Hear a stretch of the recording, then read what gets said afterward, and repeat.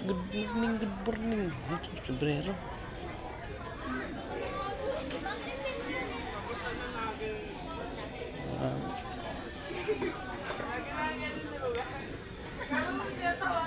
Walang bagyo. Maliwanag yung ulap. Nag-reflect ka. Ito tayo ngayon sa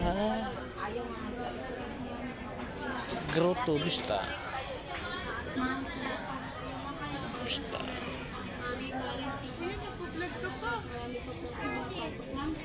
Banti na kay wala namang bagyo.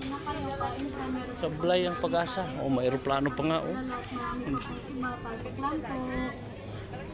Ma'am, sir, pasok po muna kayo. Kain po, meron po kami mami, parents, lugaw, sautan ng bulalot. Umalis na yung Pilipinas sa bagyo. Ma'am,